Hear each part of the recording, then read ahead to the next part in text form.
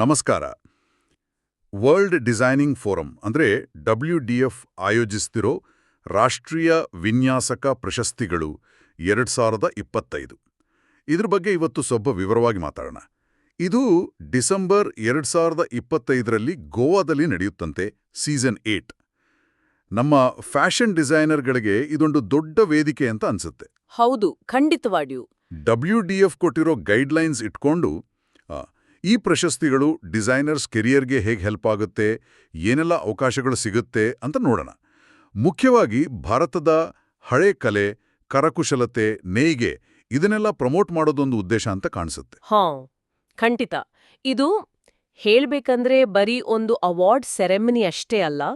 ಇದು Young designers ಅಂದ್ರೆ 0 ಇಂದ 5 ಇಯರ್ಸ್ ಎಕ್ಸ್ಪೀರಿಯನ್ಸ್ ಇರೋರು ಮತ್ತೆ ಎಸ್ಟಾಬ್ಲಿಷ್ಡ್ ಡಿಸೈನರ್ಸ್ ಅಂದ್ರೆ 5 ಇಯರ್ಸ್ಗಿಂತ ಹೆಚ್ಚು ಅನುಭವ ಇರೋರು ಎಲ್ರಿಗೂ ತಮ್ಮ ಕ್ರಿಯೇಟಿವಿಟಿ ತೋರ್ಸೋಕೆ, ಕಾಂಪೀಟ್ ಮಾಡೋಕೆ, ಆಮೇಲೆ ನ್ಯಾಷನಲ್ ಲೆವೆಲಲ್ಲಿ ಗುರ್ತಿಸ್ಕೊಳ್ಳೋಕೆ ಒಂದು ಒಳ್ಳೆ ಪ್ಲಾಟ್ಫಾರ್ಮ್.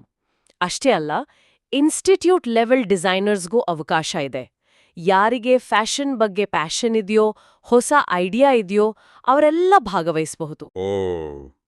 ಇಂಟ್ರೆಸ್ಟಿಂಗ್. ಹಾಗಾದ್ರೆ ಇದಕ್ಕೆ ಸೇರ್ಬೇಕು ಅಂದ್ರೆ ಪ್ರಾಸೆಸ್ ಏನು? ಕಷ್ಟ ಇರುತ್ತಾ? ಆಕ್ಚುಲಿ ಪ್ರಾಸೆಸ್ ತುಂಬಾ ಸ್ಟ್ರೇಟ್ ಫಾರ್ವರ್ಡ್ ಆಗಿದೆ. ಆನ್ಲೈನಲ್ಲೇ ಅಪ್ಲೈ ಮಾಡಬೇಕು. ಆಮೇಲೆ ತಮ್ಮ ಕಲೆಕ್ಷನ್ ಇದೆಯಲ್ಲ, ಅದರ ಕಾನ್ಸೆಪ್ಟ್ ಅಂದ್ರೆ ಮೂಲ ಐಡಿಯಾ ಏನು ಅಂತ, ಜೊತೆಗೆ ಮೂಡ್ ಬೋರ್ಡ್, ಸ್ಟೋರಿ ಬೋರ್ಡ್ ಮತ್ತೆ ಡಿಸೈನ್ ಸ್ಕೆಚಸ್ ಇವನ್ನೆಲ್ಲ ಕೊಡಬೇಕಾಗುತ್ತೆ. ಎಷ್ಟು ಸ್ಕೆಚ್ ಅಂದ್ರೆ ಅದು ಪ್ಯಾಕೇಜ್ ಮೇಲೆ ಡಿಪೆಂಡ್ ಆಗುತ್ತೆ. ಒಂದು 5 ರಿಂದ 15 ಡ್ರೆಸ್ ಡಿಸೈನ್ಸ್ ಇರಬಹುದು. ಪ್ಯಾಕೇಜ್ ಅಂದ್ರೆ ಫೀಸ್ ಏನಾದ್ರೂ ಇರುತ್ತಾ ಅದಕ್ಕೆ? ಹೌದು, ಫೀಸ್ ಪೇ ಮಾಡಬೇಕು. ಅದು ಕಂಪಲ್ಸರಿ. ಬೇರೆ ಬೇರೆ ಲೆವೆಲ್ ಪ್ಯಾಕೇಜಸ್ ಇವೆ. ಈಗ ಹೊಸಬ್ರಿಗೆ ಅಂದ್ರೆ ಎಮರ್ಜಿಂಗ್ ಡಿಸೈನರ್ಗೆ ಸುಮಾರು 40,000ದಿಂದ 60,000 ರೂಪಾಯಿ ಇರ್ಬೋದು.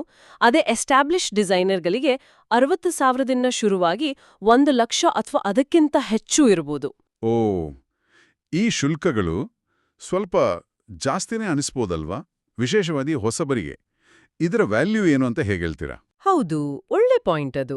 ಬರೀ ರ್ಯಾಂಪ್ ಶೋ ಅಂತ ನೋಡಿದ್ರೆ ಹೌದು, ಆದ್ರೆ ಇಲ್ಲಿ ಸಿಗೋ ಅವಕಾಶಗಳನ್ನ ಫುಲ್ ಆಗಿ ನೋಡ್ಬೇಕು. ಸೆಲೆಕ್ಟ್ ಆದವರು ಗೋವಾದಲ್ಲಿ ಗ್ರ್ಯಾಂಡ್ ಆಗಿ ಫ್ಯಾಷನ್ ಶೋ ಮಾಡ್ತಾರೆ.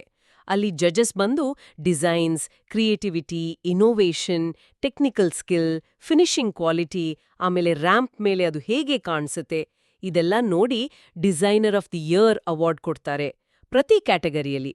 ಆದ್ರೆ ಆಮೇಲೆ ಸಿಗೋ ಬೆನಿಫಿಟ್ಸ್ ಇದೆಯಲ್ಲ, ಅದು ಇನ್ನೂ ಮುಖ್ಯ. ಹೌದಾ?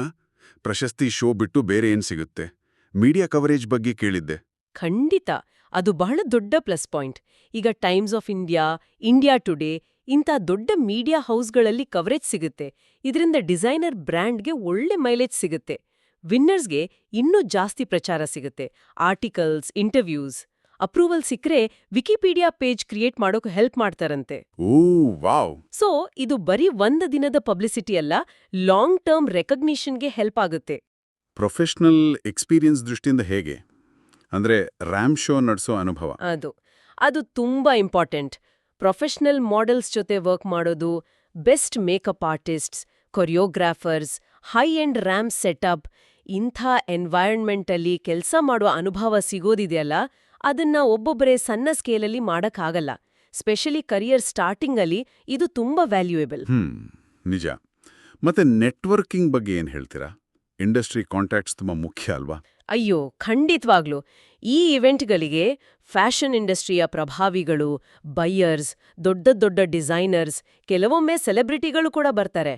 ಅವ್ರ ಜೊತೆ ಮಾತಾಡೋಕೆ, ಕನೆಕ್ಷನ್ ಬಿಲ್ಡ್ ಮಾಡೋಕೆ ಇದು ಒಳ್ಳೆ ಚಾನ್ಸ್.